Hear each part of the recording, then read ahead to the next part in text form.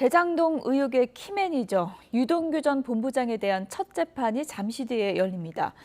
검찰과 대장동 핵심 인물들 간의 치열한 법정 공방이 본격화될 것으로 보입니다. 취재기자 연결합니다. 우철희 기자. 네, 서울중앙지방검찰청입니다. 네, 재판 몇 시에 시작됩니까? 네, 잠시 뒤엔 오전 10시부터 서울중앙지방법원에서 열립니다. 대장동 개발 특혜 의혹의 핵심 인물 가운데 처음 구속 기소된 유동규 전 본부장의 첫 정식 공판기일입니다. 대장동 의혹이 불거진 뒤 처음 열리는 재판이기도 합니다. 정식 공판기일인 만큼 유동규 전 본부장도 피고인 신분으로 법정에 출석해야 합니다. 첫 재판에서는 검찰의 공소사실 진술과 피고인 측의 공소사실 인정 여부, 그리고 증거조사와 증인 채택 계획 수립 등이 이뤄질 것으로 보입니다. 유 전 본부장이 직접 자신의 혐의에 대해 진술을 할 가능성도 있습니다. 애초 유 전 본부장의 첫 재판은 지난 10일에 열릴 예정이었습니다만 배임 혐의 추가 기소 이후 시간이 더 필요하다는 검찰 측의 요청으로 2주 연기됐습니다. 유 전 본부장은 크게 배임과 뇌물 혐의를 받습니다. 김만배 씨와 남욱 변호사, 정영학 회계사 등과 공모해서 대장동 개발 사업에서 화천대유에 막대한 특혜를 몰아주고 성남도시개발공사에 최소 1,827억 원의 손해를 끼친 배임 혐의와 김 씨에게서 700억 원을 약속받고 먼저 5억 원을 수수한 뇌물 혐의입니다. 하지만 유 전 본부장 측은 본디 심약한 성격이라 뇌물에 대한 경계심과 두려움이 남달랐고 김만배 씨가 수백억 원을 줄 것처럼 얘기해 맞장구 치고 따라다녔을 뿐이라면서 혐의를 줄곧 부인해왔습니다.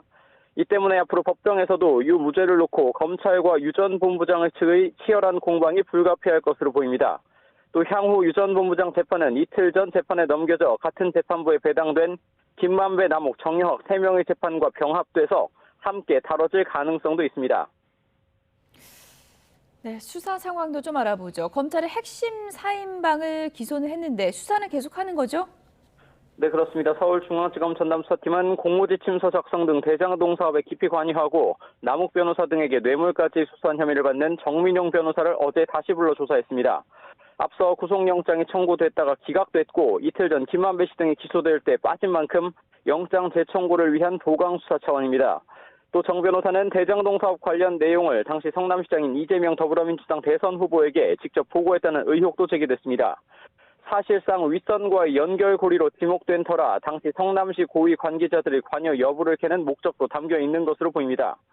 검찰은 성남도시개발공사에서 대장동 개발 실무를 맡았던 한모 씨와 박영수 전 특별검사의 인척인 분양대행업체 대표에게서 김만배 씨가 건넨 100억 원을 받은 것으로 지목된 토목건설업체 대표 남호 씨도 잇따라 불러 조사했습니다. 또 윤석열 국민의힘 대선 후보가 연루된 부산저축은행 비리 수사 관련 대장동 개발 초기 자금 흐름에 대해서도 들여다보고 있습니다. 다만 검찰 수사의 또 다른 축인 정관계 로비 의혹과 관련해서는 특히 곽상도 전 의원 자택 등의 압수수색에서 확보한 물증 분석에 주력하면서 소환 시기를 저울질하고 있습니다. 지금까지 서울중앙지방검찰청에서 YTN 우철입니다.